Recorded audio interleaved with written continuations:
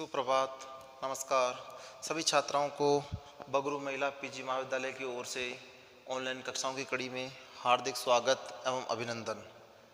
आज हम ऑप्शनल विषय के रूप में बीए और बीए बीएड के तृतीय वर्ष के इतिहास विषय को, जो कि प्रथम प्रश्न पत्र के रूप में आधुनिक भारत 1761 से लेकर 1971 तक का है, उसमें टॉपिक जो है हमारा आज तीसरा प्रकरण के रूप में, इसका नाम है बंगाल में ब्रिटिश प्रभुत्व, अर्थात बंगाल में अंग्रेज़ों का प्रभाव, जिसको हम ये भी कह सकते हैं कि भारत में ब्रिटिश शासन, यानी अंग्रेज़ों ने भारत में जो शासन की शुरुआत की वो किस रूप से और कहाँ से की, उसको आज हम आधुनिक भारत के इतिहास में बंगाल से शुरू करेंगे।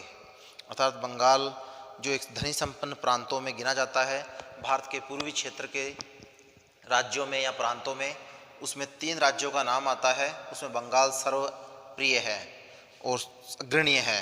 सबसे पहला बंगाल जो पूर्वी भारत के राज्यों में आता है, दूसरा है बिहार और तीसरा है उड़ीसा। ये 3 राज्य जो है, ये तीनों जो है, इन पर अंग्रेज़ों की नज़र थी और ये पूर्वी भारत के, कहाँ के, पूर्वी भारत के संपन्न राज्यों में माना जाते हैं। अंग्रेज़ों ने जब भारत में कंपनी शासन के रूप में यहाँ पर शुरुआत की, तो सबसे पहले उन्होंने भारत के पूर्वी राज्यों पर ज़्यादा ध्यान दिया, जबकि फ्रांसीसियों ने दक्षिण भारत पर ज़्यादा ध्यान दिया, क्योंकि दोनों आपस में संघर्षता कंपनियाँ थी। लेकिन फ्रांसीसी कंपनी सरकारी कंपनी थी, इसलिए उन्होंने कोई ज़्यादा ध्यान नहीं दिया। और ब्रिटिश कंपनी जो थी, निजी हाथों में होने के कारण, इसने अपने व्यापार को बढ़ावा देने के लिए सर्वप्रथम भारत के धनी संपन्न प्रांतों में अपना हस्तक्षेप करना शुरू किया। तो इसीलिए हम बात करेंगे आज बंगाल की, कि बंगाल को किस प्रकार उन्होंने लूटा कसूटा और यहाँ पर राजनीतिक अधिकार किया। तो देखिए, शुरुआत हम वहीं से लेते हैं, भारत को जानने के लिए और अंग्रेज़ों को वहाँ से पहचानने के लिए। तो जैसा कि आपने पढ़ भी रखा है और ध्यान भी होगा कि 1600 में, अर्थात 31 दिसंबर 1600 ईस्वी को किसकी स्थापना हुई थी? ईस्ट इंडिया कंपनी की। ईस्ट इंडिया कंपनी किसने स्थापित की थी? ये ब्रिटेन की महारानी ने लंदन में, अर्थात ब्रिटेन में ईस्ट इंडिया कंपनी की स्थापना की। और इस कंपनी को फिर व्यापार करने के लिए एशिया के देशों में भेजा गया, जिसमें हमारे भारत में ये कंपनी जब आई, कहाँ आई? भारत में। तो इस कंपनी ने आते ही भारत में बहुत से क्षेत्रों पर अपना अधिकार करना शुरू किया। हालांकि मुग़ल वंश उस समय भारत में चल रहा था और मुग़ल वंश के समय इस कंपनी का आगमन भारत में हो चुका था, जिसमें समय जहांगीर का था। जहांगीर के शासनकाल में पहली बार सर टॉमस रो और सर हॉकिंस आए। हालांकि अकबर के काल में भी आया था एक, लेकिन उसका घूम फिर कर जाना ही रहा। लेकिन व्यापार के लिए जो अनुमति मांगी गई वो जहांगीर के काल से मानी जाती है, जिसमें जहांगीर ने व्यापार की अनुमति दी और उसके बाद धीरे धीरे ये अपने समूह के रूप में आने लगे। और समय था 1651 का। 1651 में शाहजहाँ का शासनकाल था। शाहजहाँ ने इन्हें व्यापार करने के लिए यहाँ पर अनुमति प्रदान कर दी। और इस मौके के बाद एक मौका और आया, जिसमें आने के बाद इन्होंने धीरे धीरे अपनी स्थिति को मजबूत किया। वो था 1717 का, जो हम आगे भी पढ़ेंगे भी, जब हमारा दूसरा पॉइंट होगा कि भारत में ब्रिटिश कंपनी की स्थिति, तब उसमें बताएंगे आपको। 1717 में यहाँ का मुस्लिम शासक जो रहेगा मुग़ल वंश का, वो था फ़रुखशियर, जो 1713 में शासक बना था और 1319 तक शासक रहा। उसने 1717 में अंग्रेज़ों को एक व्यापार करने के लिए फ्री पास यानी वीज़ा जिसको बोल सकते हैं, फ्री पास, एक व्यापार की अनुमति करने का यहाँ पर उनको पास बना दिया। और ये दोनों देने के कारण धीरे धीरे अंग्रेज़ भारत में प्रभावी हो गए और उसी के परिणाम स्वरूप उन्होंने बंगाल को अपना अधिकार करना शुरू किया। क्योंकि इन्होंने सबसे पहले अपनी कंपनी, व्यापारिक कंपनी, क्योंकि इनका पहला उद्देश्य जो भारत में था वो क्या था? पहला उद्देश्य अंग्रेज़ों का व्यापार करना, और व्यापार के उद्देश्य से आए थे, इसलिए व्यापार करने के लिए उन्होंने सूरत में अपनी कोठी स्थापित की। कहाँ पर स्थापित की? सूरत में अपनी कोठी। याद रहे आपको, अंग्रेज़ों ने पहली कोठी कहाँ स्थापित की थी? पहली कोठी सूरत में स्थापित की थी, जो महाराष्ट्र में है। वहाँ सबसे पहले कोठी स्थापित की। उसके बाद जब भी तो अंग्रेज़ों की 3 सरकारें अलग अलग बन गई थी, बम्बई सरकार, मद्रास सरकार, और उसके बाद उत्तर की ओर ध्यान देने के लिए बंगाल और बिहार और उड़ीसा को भी उन्होंने अपने प्रभाव में लेने का कार्य किया। और ये कार्य जब हुआ जब इस कंपनी के शासनकाल में 1756 से गवर्नर का काल चालू हुआ। 1756 से कंपनी ने गवर्नर काल चालू किया, जो कि 1800 कब तक चला, 57 की क्रांति जो रही उसके क्रांति के समय तक ये गवर्नर, जो मैं लिखा चुका हूँ आपको, 14 या 15 गवर्नर थे, ये इस समय तक बन चुके थे। इन गवर्नरों ने जो कार्य किया वो कंपनी को मजबूत करने का कार्य किया। उसमें सबसे पहला गवर्नर क्लाइव, जिसको हम पूरा नाम बोलें तो लॉर्ड क्लाइव, ये पहला गवर्नर था कंपनी का, जो 1756 से लेकर 72 तक, कहाँ तक, 1772 तक कंपनी का नेतृत्व करता रहा और कंपनी को मजबूती प्रदान किया। इसीलिए इसने अपनी बुद्धिमत्ता से कार्य करते हुए भारत में राजनीति करने का कार्य किया। और वो कब से हुआ, 1757 से, क्योंकि 56 में ये गवर्नर बना और 57 में इसने जो कार्य किया वो बंगाल के लिए ही माना जाता है, क्योंकि बंगाल में 1757 में एक युद्ध हुआ है जिसका नाम है प्लासी का युद्ध। पढ़ेंगे हम आगे। इस प्लासी के युद्ध को अंग्रेज़ों में युद्ध करने में महत्वपूर्ण रूप से क्लाइव का योगदान रहा है। इसलिए प्लासी के युद्ध से आने को अंग्रेज़ों की 1600 से हम कंपनी की बात करते हैं, लेकिन 1600 से लेकर 1757 तक इनका उद्देश्य खाली व्यापार करना ही रहा। क्या रहा, व्यापार। तो इस चीज़ को भी आप देख लें, पहला चरण इनका क्या रहा, व्यापार करना। दूसरा 1757 से लेकर 1857 तक मान लें हम 100 वर्षों का, इसमें क्या रहा, राजनीति में हस्तक्षेप। क्या रहा, राजनीति में हस्तक्षेप, जिसको हम कह सकते हैं इंटरफेयर, दखल। राजनीति में हस्तक्षेप करना शुरू रहा और मौका मिले तो शासन कर लेना, वो भी यहाँ पर चलता रहा। और 1857 की क्रांति, जो भारत की पहली क्रांति है, वहाँ से लेकर अंतिम भारत में जो स्वतंत्रता संग्राम हुआ, अर्थात आज़ादी जो मिली 1947 ईस्वी तक, वहाँ तक चला। वहाँ तक अंग्रेज़ों ने क्या किया, भारत पर राज किया। क्या किया, राज, अर्थात उन्होंने राजनीतिक रूप से अपने आप को यहाँ पर शक्तिशाली बना लिया। इसीलिए हम कहते हैं कि अंग्रेज़ों ने भारत में लगभग 250 वर्षों तक शासन किया, यानी 1757 से लेकर 1947 तक का पूरा टाइम इनका राजनीतिक रूप से भारत पर प्रभुत्व या नियंत्रण रखने के रूप में था। इसीलिए हम यहीं से शुरुआत कर रहे हैं बंगाल में ब्रिटिश प्रभुत्व की, कि किस प्रकार उन्होंने मुट्ठी में किया, बंगाल के शासकों को परास्त किया और वहाँ की राजनीति में अपनी दखलंदाजी शुरू की। उसको हम बंगाल से जानेंगे। तो शुरुआत वहाँ से करेंगे जहाँ से भारत में शासक अंग्रेज़ों के आने से पहले यहाँ राजवंश था। वो कौन था, मुगल वंश। कौन सा वंश था, मुगल वंश। तो मुगलों के समय बंगाल क्या था वो हम जानेंगे। तो शुरुआत करते हैं यहीं से कि मुगलों के समय बंगाल क्या था, जो प्रस्तावना के रूप में पढ़ेंगे। देखिए, प्रस्तावना के रूप में हम पढ़ रहे हैं कि मुगलों के समय बंगाल, अगर मुगल शासकों की बात करें तो अंग्रेज़ों के समय का जो काल है वो अपने आप में हम ये कह सकते हैं उत्तराधिकार का काल था। उत्तराधिकार, जिसको हम दूसरे काल में के रूप में भी जान सकते हैं, उत्तराधिकार काल भी कह सकते हैं इसको, और उत्तर काल भी कह सकते हैं, मुगल का उत्तर काल। क्योंकि 1 से लेकर 6 तक के शासक, प्रथम से लेकर 6 तक के शासक जो थे वो मुगल वंश के वो शासक थे जिन्होंने अपना महत्वपूर्ण योगदान देकर मुगल वंश को क्या किया, सुदृढ़ किया, मजबूत किया और आगे बढ़ाया। जिसमें पहले नंबर पे बाबर, फिर हुमायूं, फिर अकबर, जहांगीर, शाहजहां और लास्ट अंतिम औरंगजेब। ये औरंगजेब 6ठे नंबर का था। ये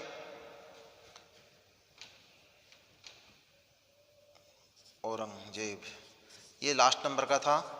ये 6 शासक जो थे, इन 6 शासकों में ये अंतिम था, लेकिन क्रूर भी था, निर्दयी भी था। और इसके बाद के जो शासक बने वो उत्तराधिकारी थे। तो इसलिए अवसान काल भी कह सकते हैं हम दूसरे नंबर का। ये काल नंबर 1 नंबर ये रह गया, पहला काल, जिसमें 6 शासकों का महत्वपूर्ण योगदान था। कितने शासकों का, 6 शासकों का। 6 बादशाह बोल सकते हैं, क्योंकि मुगल शासक जो है अपने पद के आगे कौन सी पदवी लगाते थे, बादशाह, बादशाह की पदवी लगाते थे। जबकि दिल्ली सल्तनत के शासक क्या लगाते थे, सुल्तान। तो याद रहे आपको, यहाँ पर बादशाह जो थे वो 6 बादशाह जो थे, जिसमें बाबर 1526 से लेकर, छोटे में बताता हूँ, 30 तक का समय रहा। हुमायूं 1530 से लेकर, बीच में लाइन गैप है, लेकिन 1556 तक मान लेते हैं हम, क्योंकि बीच में सूर्यवंश भी है जो 40 से लेकर 56 तक रहा। फिर अकबर 1556 से स्टार्ट हो जाता है और 1606 तक, 1605 तक अकबर रहा। फिर जहांगीर 1605 से लेकर कहाँ तक रहा, 1627 तक। उसके बाद शाहजहाँ 1627 से लेकर 1658। ये क्रम मैं क्यों बता रहा हूँ, क्योंकि अभी जब बंगाल का पढ़ेंगे तो बीच में समय आएगा तो पहचान हो जाएगी हमें कि कौन से समय उसमें बंगाल में जब राजा था उस समय दिल्ली में किसका शासन था। तो यहाँ पर उस समय देखो, यहाँ पर किसका था, शाहजहाँ का। और उसके बाद क्योंकि हम अब पढ़ेंगे औरंगजेब को, तो औरंगजेब का टाइम रहेगा 1658 से लेकर 1707 ईस्वी तक। इसीलिए ये प्रारंभिक काल जो है, जो कि महत्वपूर्ण काल माना जाता है मुगल काल का, इसमें 6 शासकों के नाम जो हमने पढ़े, उनका समय सारणी जो हमने देखी वो अपने आप में महत्वपूर्ण मानी गई है। उसके बाद उत्तराधिकारियों में भी हम देखें तो इसमें भी एक पहचान होती है, और वो पहचान इस रूप में होती है कि इसके जो शासक थे वो शासक लगभग कितने थे, 8। कितने थे, 8। इसमें 6 थे शुरू वाले में और इसमें 8 है। और 8 का अगर समय भी देखें तो कोई ज़्यादा नहीं है। जैसे सबसे पहले, हालांकि इसका अलग से जब मैं मुगल काल पढ़ाऊंगा तब बता दूंगा, लेकिन फिर भी मैं आपको बता दूं कि शुरुआत भी उत्तराधिकार के काल की जिस शासक से होगी, अंत भी उसी से होगा। बस फर्क कितना सा होगा, ये फर्स्ट होगा और ये सेकंड होगा। कैसे, शुरुआत जो होगी वो होगी पहले शासक उत्तराधिकारी के रूप में औरंगजेब का जो पुत्र था जिसका नाम था बहादुर शाह। बहादुर शाह, तो बहादुर शाह जो गद्दी पर बैठा 1707 में, वो प्रथम के रूप में बैठा। किसके रूप में बैठा, प्रथम के रूप में। तो बहादुर शाह प्रथम से उत्तराधिकार के शासन की शुरुआत हुई, जो कि अपने आप में कहाँ तक रहा, बहादुर शाह 1707 से लेकर 1712 तक। 1707 से 1712 तक मुगल वंश का शासक रहा। तो आपको ध्यान में रखना है कि मुगल वंश का उत्तराधिकारियों में पहला शासक कौन था, बहादुर शाह प्रथम, जो किसका पुत्र था, औरंगजेब का।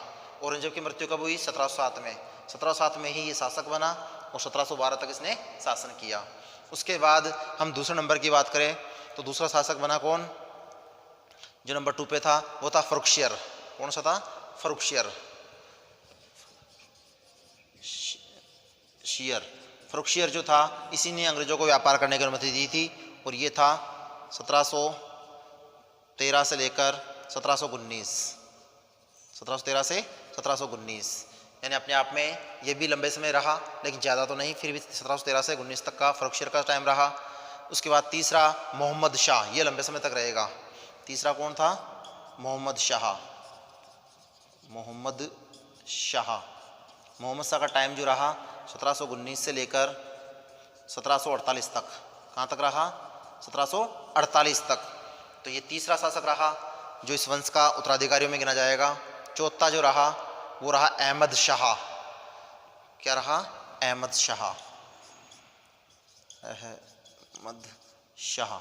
और इसका टाइमिंग जो रहा वो आपको इतिहास में गणित की तरह याद रखना होगा, 1748 से लेकर 1754 तक, 1754 ईस्वी तक। तो आपको ये भी ध्यान में रखना है कि चौथे नंबर का कौन हो गया, अहमद शाह, 1748 से 1754। और उसके बाद जो 5वें नंबर पे आया वो था आलमगीर द्वितीय, जो 54 से 59 तक रहा। तो 5वां मैं लिख रहा हूँ, आलमगीर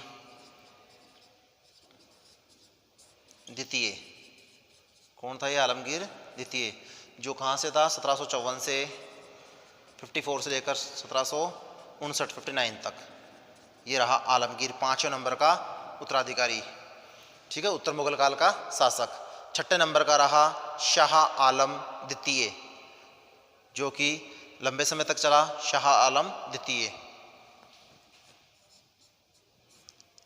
शाह आलम द्वितीय, ये ध्यान रखें, प्रथम और द्वितीय लगा हुआ है, उसके अनुसार ही रखें इनको ध्यान में। 1759 से लेकर 1806 लंबे समय चला ये, इसलिए इसका टाइम लंबा है, तो आपको याद भी रखना है। 1806 तक चला शाह आलम द्वितीय, 1759 से लेकर 1806 तक। 7वें नंबर का है अब क्रम उत्तराधिकारियों में, वो था महत्वपूर्ण रूप से कौन, 7 नंबर का था जिसका नाम था अकबर द्वितीय। अकबर द्वितीय, क्योंकि अकबर पहले एक हो चुका है जो महान था, जिसको हम अकबर के नाम से जानते हैं, और अब है अकबर द्वितीय। 1806 से स्टार्ट होता है कार्यकाल इसका, और 1837 तक। कहाँ तक, 1837 तक ये मुगल वंश का शासक रहा। और अंतिम और 8वां जो रहेगा वो महत्वपूर्ण रहेगा, क्योंकि इसके बाद मुगल वंश पूरी तरह से समाप्त हो जाएगा। तो 8वें की जगह लिख देते हैं, 7 हो गए। 8वां था बहादुर शाह जफर, या द्वितीय, सेकंड भी बोल सकते हैं इसको, द्वितीय। याद रहे आपको, यही द्वितीय है। सेकंड जो था ये यही था, बहादुर शाह द्वितीय। इसलिए तो मैंने कहा था कि द्वितीय वापस वहीं आ गया जहाँ से शुरुआत थी, बहादुर शाह, फिर बहादुर शाह। फर्क कितना सा है, यहाँ प्रथम है और समय 1707 का है, और यहाँ समय क्या रहेगा, 1837 से स्टार्ट होगा और 1800 कब तक क्रांति रहेगी, 57 की, क्योंकि 58 में तो पद ही समाप्त कर देंगे। 58 में तो मुगल वंश पूरी तरह से समाप्त हो जाएगा। इसीलिए 1857 की जो क्रांति होगी भारत में, उस क्रांति तक बहादुर शाह जफर द्वितीय के नाम से, जिसे बूढ़ा शेर की संज्ञा दी गई है, क्या नाम दिया गया है, बूढ़ा शेर, क्योंकि क्रांति के क्रांतिकारियों में नेतृत्वकर्ता के रूप में बहादुर शाह जफर को क्रांति का नेता चुना गया था। इसलिए बहादुर शाह जफर 1837 से लेकर 1857 तक दिल्ली के सिंहासन पर मुगल वंश के अंतिम शासक के रूप में जाना जाता है। तो अगर बात करें शुरुआत से, तो प्रथम वंश के रूप में बाबर, जिसने इस मुगल वंश की स्थापना की थी, 1526 से लेकर 30 तक शासक रहा। और अंतिम की बात करें तो अंतिम रूप में बहादुर शाह जफर द्वितीय, जो 1837 से लेकर 1857 तक रहा। तो मैंने आपको एक शॉर्ट तरीके से मुगल वंश का पूरा खाका भी समझा दिया है। क्यों समझाया है? क्योंकि हमें बंगाल वंश पढ़ेंगे, बंगाल का काल पढ़ेंगे, तो बंगाल काल के दौरान हमें ये देखना जरूरी होगा कि उसमें मुगल वंश के शासकों में कौन कौन शासक कब कब शासक कर रहे थे। तो ये उत्तराधिकारी शासन काल था जिस समय अंग्रेज भारत में आए। इसमें कौन शासन था? मुगल काल का पश्चिमोत्तर काल, जिसको हम कह सकते हैं उत्तर काल, अंतिम समय का काल, जिसमें 8 उत्तराधिकारी थे। याद हो जाएंगे।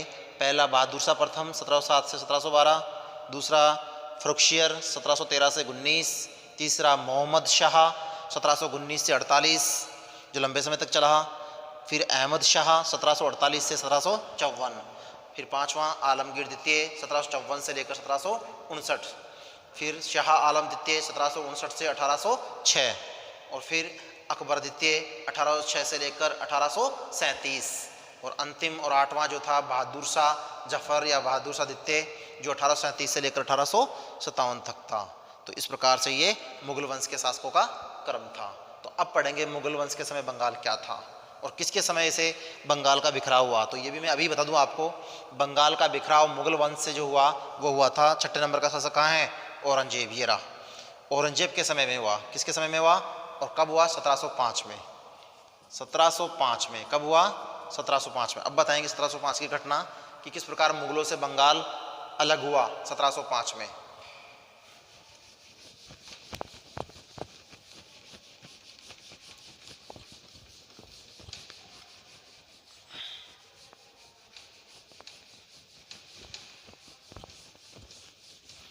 देखिए, क्योंकि पूरे भारत पर मुगलों का अधिकार था, लेकिन धीरे धीरे औरंगजेब के समय तक आते आते मुगलों के हाथ से सत्ता बिखरने लगी और किस प्रकार विखंडित होकर राज्य अलग अलग बनने लगे और किस प्रकार वहाँ पर नियुक्तियाँ दी गई और उन्हें सूबेदार या नायब सूबेदार का पद दिया गया, और उन्हीं पद का फ़ायदा उठाते हुए वे लोग अपने स्वतंत्र पूर्वक राज्य वहाँ संचालित करने लगे।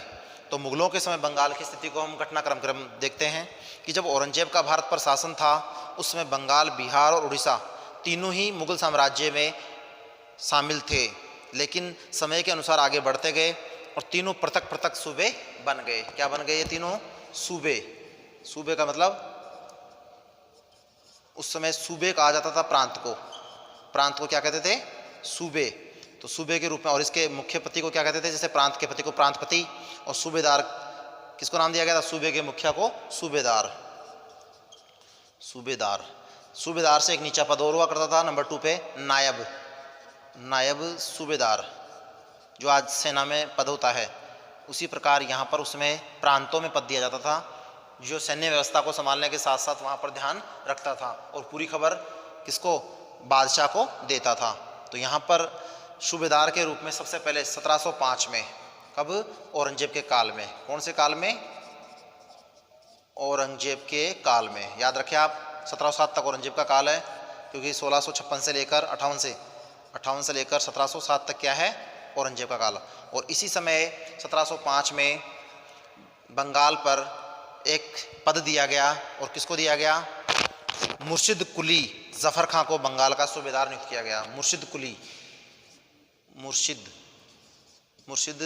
कुली खां जफ़र, मुर्शिद कुली खां जफ़र कहते हैं इसे। इसको क्या दिया गया है, कौन सा पद दिया गया, सूबेदार का। कौन सा पद दिया गया है, सूबेदार। और कहाँ का, बंगाल का सूबेदार बनाया गया। कहाँ का बनाया गया, बंगाल का सूबेदार बनाया गया। कब बनाया गया, 1705 में। किसके द्वारा बनाया गया, औरंगजेब के द्वारा बनाया गया। तो सारा घटनाक्रम यही है कि औरंगजेब ने 1705 में बंगाल के सूबेदार के रूप में मुर्शिद कुली खां को नियुक्त किया। बस यहीं से घटना शुरू हो जाती है बंगाल के पृथक की। तो देखिए ध्यान से, कुछ समय बाद उड़ीसा का सूबा भी उसी के हाथ में या नियंत्रण में आ गया। पहले बंगाल का सूबेदार बनाया मुर्शिद कुली खां को, उसके बाद उड़ीसा भी उसके अधीन हो गई था, उड़ीसा को भी उसके अधिकार में कर दिया गया। पहले बंगाल और फिर उड़ीसा को भी उसके अधिकार में कर दिया गया। 1707 में औरंगजेब की मृत्यु हो गई। उसके बाद मुर्शिद कुली ने अपने आप को स्वतंत्र शासक की भांति व्यवहार करने लगा, और 1727 में मुर्शिद कुली खां की मृत्यु हो गई। 27 में किसकी मृत्यु हो गई, मुर्शिद कुली की मृत्यु हो गई 1727 में। याद रखें आप, 27 में इसकी मृत्यु हो गई मुर्शिद कुली की। तत्पश्चात इसकी मृत्यु के बाद उसका दामाद, जिसका नाम था सुजाउद्दौला, तो याद रहे आपको, मुर्शिद कुली के बाद उसका दामाद, नंबर 2 पे दामाद जो था वो कौन था, जिसका नाम था सुजाउद्दौला, सुजाउद्दौला, वो गद्दी पर बैठा, अर्थात वो वहाँ का शासक बना। सुजाउद्दौला उसका उत्तराधिकारी बना, और उसने बलपूर्वक क्या कर लिया, बिहार को भी अपने अधिकार में कर लिया। अब तक तो इसके हाथ में 2 ही थे, बंगाल और उड़ीसा ही, अब बिहार भी हाथ में आ गया। और इस प्रकार तीनों प्रांत किसके अधीन हो गए, सुजाउद्दौला के। बंगाल, बिहार और उड़ीसा, तीनों प्रांत अब जो थे वो किसके अधीन आ गए थे, सुजाउद्दौला के काल में उसके अधिकार में आ गए। और समय कब का ये, 1727 का। 1727 में ये शासक बना। शासक बनते ही इसने क्या किया, तीनों को अपने अधिकार में कर लिया। और कब तक शासन करता रहा, 1727 से लेकर 1739 तक। 39 में इसकी मृत्यु हो गई, किसकी, सुजाउद्दौला की, जो क्या था, मुर्शिद कुली का दामाद था। याद रहे आपको, कड़ी से कड़ी जोड़नी है कि कौन क्या था। मुर्शिद कुली कौन था, सूबेदार था। किसने नियुक्त किया था, औरंगजेब ने। कहाँ किया था, बंगाल में। कब किया था, 1705 में। तो उसी प्रकार उसका दामाद कौन था, सुजाउद्दौला, 1727 में बना, और उसने तीनों प्रांतों को अपने अधीन कर लिया, और 1739 तक शासन किया। उसके पश्चात जब 1739 में उसकी मृत्यु हो गई, तब उसका बेटा सफदरजंग, इसका बेटा कौन, सुजाउद्दौला का बेटा सफदरजंग गद्दी पर बैठा, लेकिन ज़्यादा लंबे समय नहीं, मात्र 1 साल के लिए, 1739 से 40 बोल सकते हैं हम, वहाँ तक इसने शासन किया सफदरजंग ने। लेकिन उस समय कहा जाता है कि बंगाल का जो वो था नायब सूबेदार, वो कौन था उस समय, जो अपना प्रभाव बढ़ाने लगा, और आगे जाकर वह स्वयं बंगाल का सूबेदार बन गया, जिसका नाम था अलीवर्दी खां। क्या नाम था, अलीवर्दी खां। इसने अपना दबदबा बढ़ाया। जो नायब सूबेदार था, नायब सूबेदार से इसने क्या किया, सफदरजंग को, अर्थात इसको पद से हटा दिया।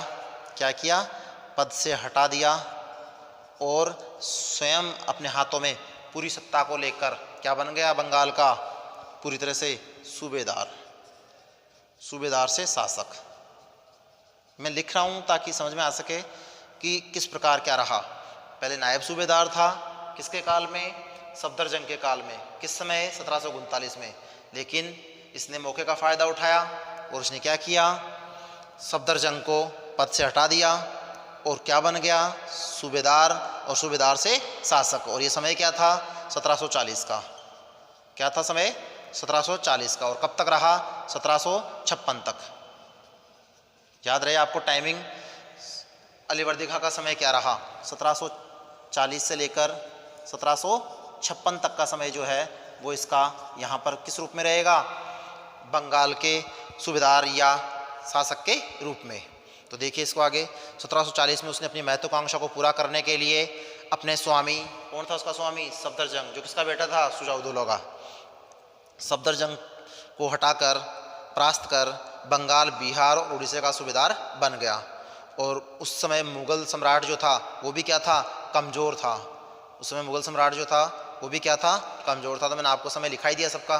तो मुग़ल सम्राट कौन था उस समय जो कमज़ोर था अपने आप में? तो आप कह सकते हो उस समय कौन था? मोहम्मद शाह। मोहम्मद शाह जो था वो उस समय कोई ज़्यादा नहीं था, रंगीला कहते हैं उसे वैसे ही। तो रंगीला मोहम्मद शाह जो था वो उस समय मुग़ल बादशाह था। उसने क्या कर दी? अलीवर्दी खां को अनुमति दे दी, अर्थात उसको बंगाल का सूबेदार या शासक स्वीकार कर लिया। और जब मुग़ल सम्राट ने उसे मान्यता दे दी तब उसने फिर क्या किया? विधिवत रूप से शासन करना शुरू कर दिया। तो ये स्थिति थी बंगाल की मुग़लों के समय।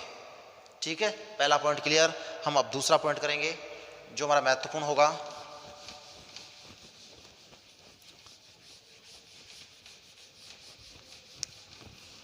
दूसरा पॉइंट हमारा है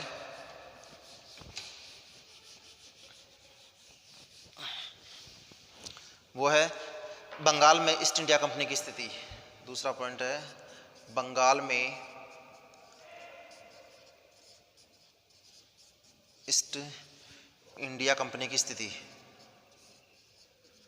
क्योंकि अंग्रेजों की जो कंपनी थी उसका नाम था ईस्ट इंडिया कंपनी, तो कंपनी की स्थिति को देखने के लिए हम देखेंगे कि उस समय बंगाल में स्थिति कैसी थी। तो बंगाल में ईस्ट इंडिया कंपनी की स्थिति को हम दो रूपों में पढ़ेंगे, वहीं से जहाँ से मैंने पहले बताया भी था 1651 में। 1651 में शाहजहाँ ने, किसने? शाहजहाँ ने अंग्रेज़ों को व्यापार करने के लिए छूट दी, अर्थात उनके बंदरगाहों पर उन्हें निःशुल्क व्यापार करने की छूट दी था, व्यापारिक बस्ती बसाने की छूट दी। इसीलिए उन्होंने बंगाल में हुगली नगर, कहाँ पर? व्यापारिक बस्ती बसाने, हुगली में क्या किया? हुगली नगर पर अपना एक बंदरगाह बनाया, उस बंदरगाह पर व्यापार करना शुरू किया।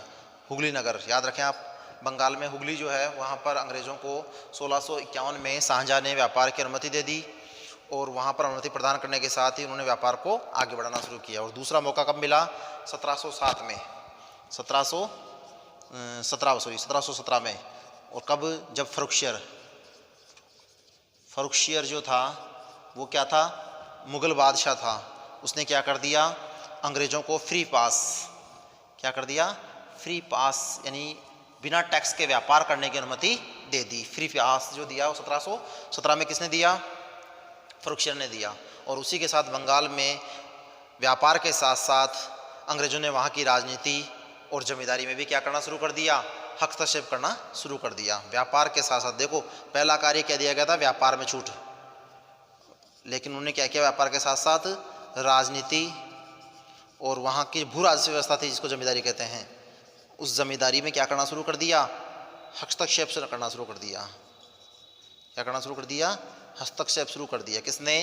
अंग्रेज़ों ने। तो याद रहे आपको कि अंग्रेज़ों का यहाँ से प्रभाव पड़ रहे हैं हम, जो किस रूप में है? बंगाल में ईस्ट इंडिया कंपनी के रूप में है। यहाँ पर अब ईस्ट इंडिया कंपनी की स्थिति धीरे धीरे मजबूत होने लग गई 1717 तक आते आते, क्योंकि उन्हें व्यापार पर किसी प्रकार का कोई टैक्स चुकाने की जरूरत नहीं थी, क्योंकि फरुखशियर ने उन्हें टैक्स से क्या कर दिया? मुक्त कर दिया। तो हमारा ये दूसरा पॉइंट क्लियर है कि ईस्ट इंडिया कंपनी बंगाल में अपना धीरे धीरे व्यापार के साथ साथ राजनीति और जमींदारी, जिसे भू राजस्व कह सकते हैं, भू राजस्व, इस व्यवस्था में भी क्या करने लगा? अपने हस्तक्षेप करना शुरू कर दिया। किनके द्वारा? अंग्रेज़ों के द्वारा। तो ये थी बंगाल में ईस्ट इंडिया कंपनी की स्थिति। अब तीसरा पॉइंट हमारा जो महत्वपूर्ण है, जो पढ़ेंगे हम, किस रूप में? बंगाल में अलीवर्दी खां का शासन। बंगाल में अलीवर्दी खां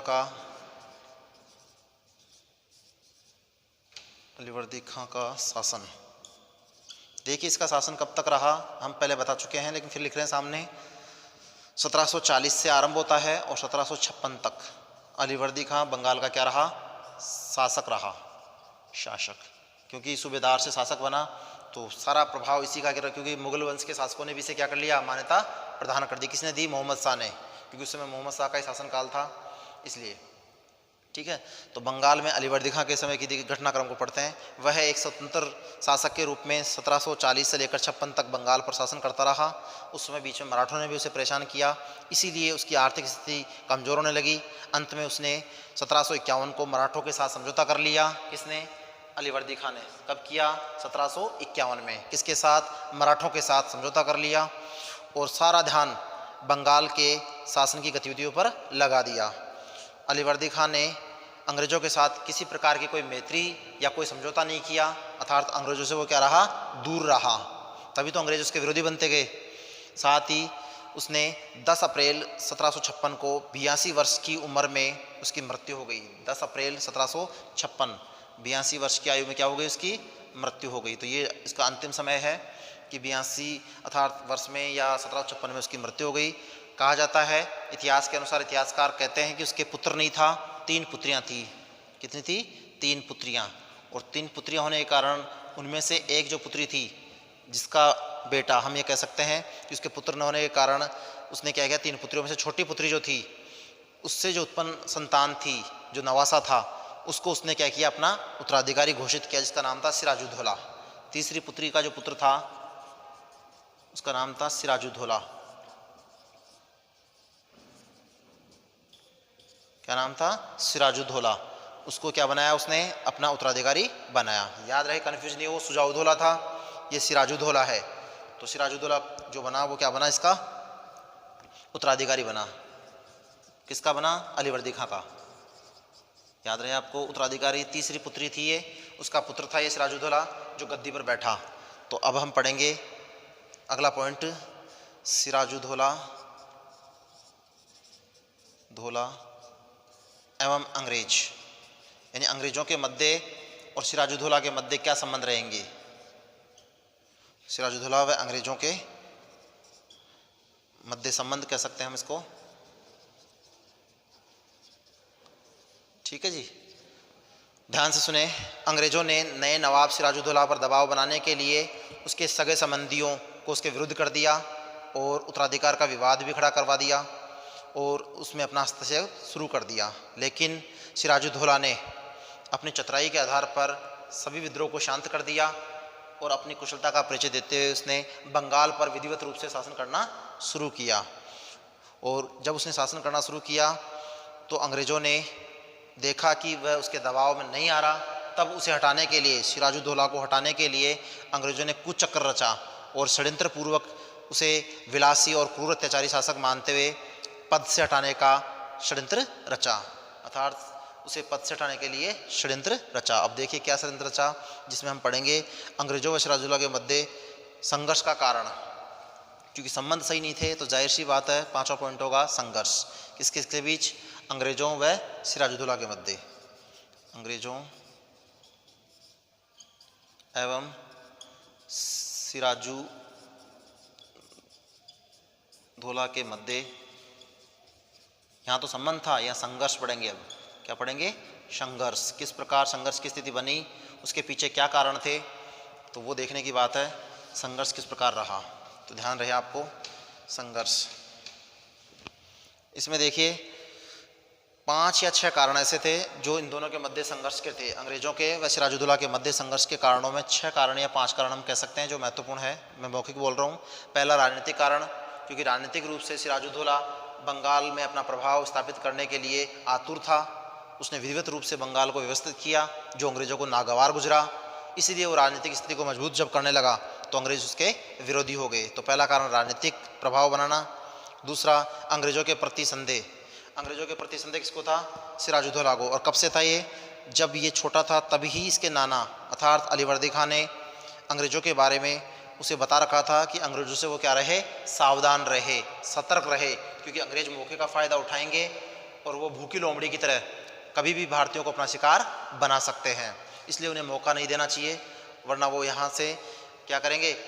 भारतीयों को खदेड़ देंगे, अर्थात उनको सिंहासन से पदमुक्त कर देंगे। इसीलिए सिराजुद्दौला ने उनको मौका नहीं दिया और उन पर शुरू से ही संदेह रखा।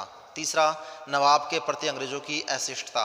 यहाँ पर देखिए, जब नवाब, कौन? सिराजुद्दौला नवाब बना बंगाल का, तब उसका राज्यारोहण हुआ। उस समय अंग्रेजों ने किसी प्रकार से उसे कोई भेंट नहीं दी, ना किसी प्रकार की कोई मुलाकात नहीं की, इसीलिए वो भी अपने आप में एक अशिष्टता मानी गई। चौथा, व्यापारिक झगड़े। बंगाल के बंदरगाह जो थे वहाँ पर अंग्रेज़ों और भारतीय व्यापारियों के मध्य कई बार मुठभेड़ हुई और उसमें सिराजुद्दौला ने ब्रिटिश कंपनी के जहाज़ों को डुबा भी दिया था, इसीलिए वो अपने आप में एक ये कह सकते हैं अशिष्टता झगड़े का कारण बना, जो दोनों के मध्य संघर्ष हुआ। पांचवा, नवाब के शत्रुओं को संरक्षण देना। नवाब के शत्रुओं में जो मुख्य थी उसकी मौसी गशिटी बेगम और एक और था, जिन दोनों को उसने अंग्रेज़ों ने संरक्षण दिया और उसके विरुद्ध उसको भड़काया, इसीलिए नवाब जो था उनका विरोधी बन गया। और छठा था कलकत्ता के किलेबंदी करना। कलकत्ता का जो दुर्ग था विलियम फोर्ट, कौन सा दुर्ग था?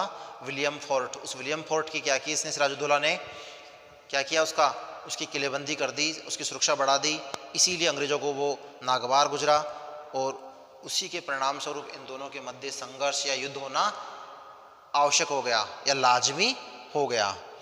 तो अब घटनाएं पढ़ते हैं जो सैनिक कार्रवाई के रूप में की गई। कुछ घटनाएं दोनों के मध्य हुई घटनाएं, युद्ध से पहले का घटनाक्रम है, ये घटनाएं हैं ये, जिसको सैनिक कार्रवाई कहते हैं।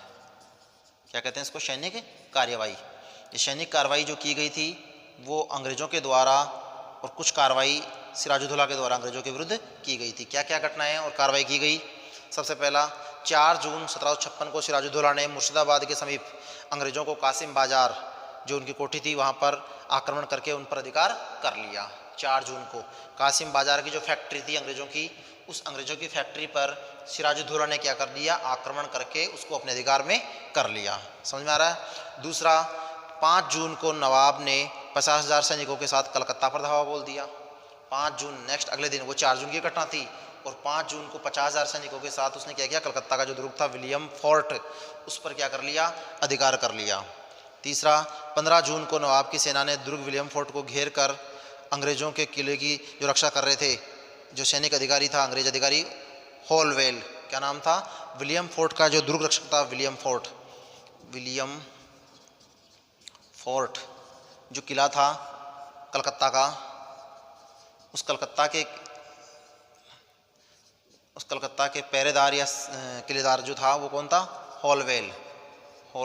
इस होलवेल ने क्या किया? इस होलवेल को अंग्रेजों ने नवाब ने क्या किया? उसे बंदी बना लिया, अर्थात उसे भी क्या कर लिया? बंदी बना लिया। और यहीं से एक घटना और घटी जो अपने आप में महत्वपूर्ण हर युद्ध का कारण मानी जाती है। इच्छा कारण तो है ही है संघर्ष के, इसके अलावा एक महत्वपूर्ण घटना है जो इस युद्ध का कारण मानी जाती है, जो प्लासी के युद्ध के नाम से जाना जाता है। किस नाम से जाना जाता है? प्लासी के नाम से। और वो कौन सी घटना मानी जाती है? उस घटना को मैं लिखता हूँ, जिसका नाम है ब्लैक हॉल की घटना। ब्लैक हॉल की घटना, ये वो घटना है जो अपने आप में अनोखी घटना है, जो अंग्रेज़ों के साथ घटित हुई और किसके द्वारा? बंगाल के नवाब का या कोई किसी अधिकारी के द्वारा इस कार्य को किया गया। क्या थी? जिसे हिंदी में कालकोठरी घटना भी कहते हैं। परीक्षा में कई बार प्रश्न भी पूछा गया है कि कालकोठरी घटना क्या है। कालकोठरी की घटना, ये कौन सी घटना है?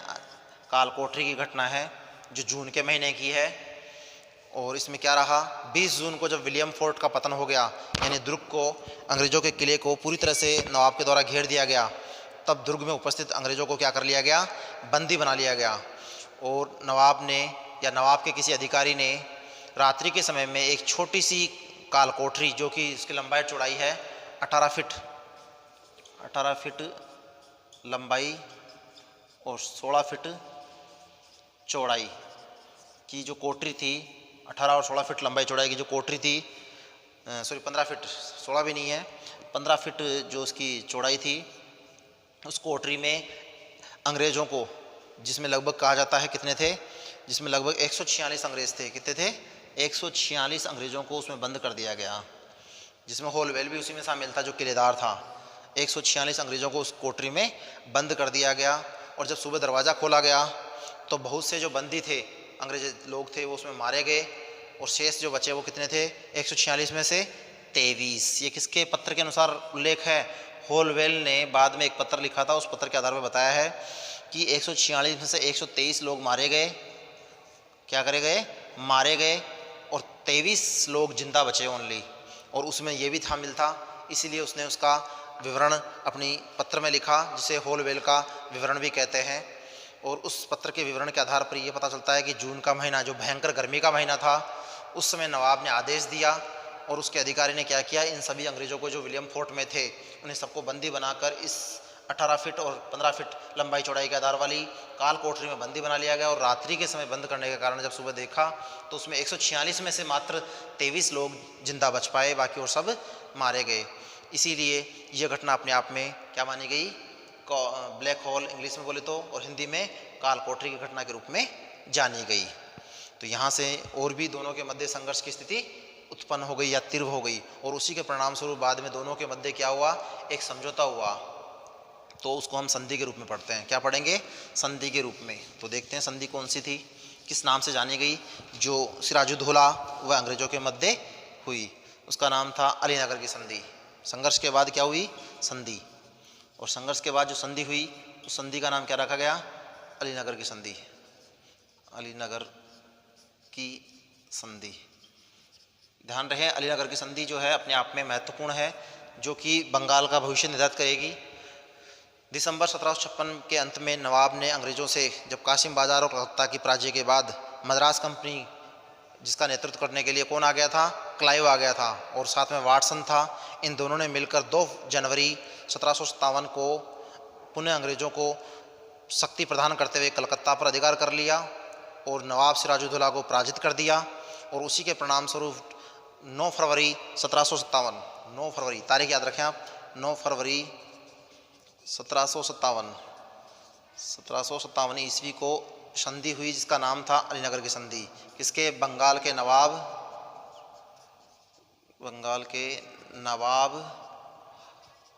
और अंग्रेजों के मध्य। और अंग्रेजों की तरफ से कौन था, अंग्रेजों के मध्य, ये भी याद रहे आपको। अब यहाँ पर कौन आ गया है, लॉर्ड क्लाइव। लॉर्ड क्लाइव ये 1756 में गवर्नर बना था, प्रथम गवर्नरी का काल इसका, और 1772 तक रहा। कब तक रहा, 1772 तक ये गवर्नर के पद पे रहा।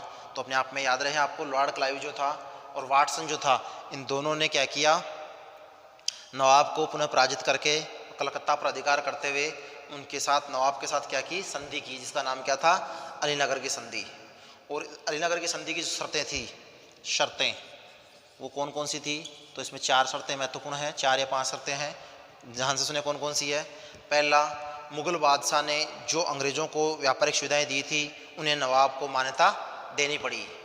पहली शर्त तो ये हो गई कि मुग़ल बादशाह ने जो अंग्रेज़ों को व्यापार के लिए स्थान दिए थे उनको क्या कर लिया, नवाब ने मान्यता दे दी। दूसरा, बंगाल, बिहार और उड़ीसा में कंपनी पहले की भांति निःशुल्क व्यापार करने को छूट मिल गई, यानी वो अब क्या कर सकती है, पहले की भांति निर्बाध रूप से बिना किसी बाधा के कर चुकाए क्या कर सकेगी, कंपनी अपना व्यापार कर सकेगी। और साथ में अपने निजी सिक्के भी ढाल सकेगी, ये नई शर्त है, निजी सिक्के, अंग्रेज़ों ने अपने सिक्के ढालने की अनुमति भी प्राप्त कर ली। तीसरी महत्वपूर्ण शर्त है वो है, जिन फैक्ट्रियों पर नवाब ने अधिकार किया था उन्हें वापस लौटा दिया गया। अर्थात अंग्रेज़ों की जिन फैक्ट्रियों पर, जैसे कासिम बाजार की फैक्ट्री पर अधिकार हो गया था नवाब का, वो वापस अंग्रेज़ों को प्राप्त हो गई। विलियम फोर्ट जो कलकत्ता का दुर्ग था वो पुनः अंग्रेज़ों ने अपने अधिकार में कर लिया। और पांचवी, चौथी और अंतिम शर्त है वो है, उपयुक्त सुविधाओं के बदले कंपनी ने नवाब की सुरक्षा का आश्वासन दिया। बस नवाब को क्या मिला, खाली आश्वासन, आश्वासन मिला, किसका, सुरक्षा का, कि हम बाहरी शक्तियों से, विशेष तौर पर मराठों से क्या करेंगे, आपको सुरक्षा प्रदान करेंगे, इसलिए सुरक्षा का आश्वासन दिया।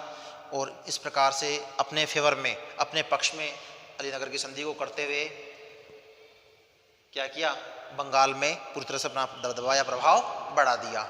और ये किसको मंजूर नहीं था, ये बंगाल के नवाब सिराजुद्दौला को स्वीकार नहीं था। इसीलिए कुछ समय बाद वहाँ पर युद्ध जो हुआ, जिसको हम कहते हैं प्लासी का युद्ध, क्या कहते हैं उसे, प्लासी का युद्ध। तो प्लासी का युद्ध जो हुआ, वो प्लासी का युद्ध हम अगली क्लास में पढ़ेंगे, जो 1757 का महत्वपूर्ण युद्ध है। और यहीं से अंग्रेज़ों ने भारत में राजनीतिक रूप से शुरुआत की और प्रांतों को अपने अधिकार में करते हुए अपनी राजनीतिक शक्ति को बढ़ाया। तो नेक्स्ट क्लास लेंगे हम, जिसमें प्लासी के युद्ध को पढ़ेंगे, जो अंग्रेज़ों के और बंगाल के नवाब सिराजुद्दौला के मध्य होगा। अब तक का ये घटनाक्रम जो था वो शुरुआत थी बंगाल को समझने के लिए। ठीक है, धन्यवाद। नेक्स्ट क्लास में हम पढ़ेंगे प्लासी का युद्ध।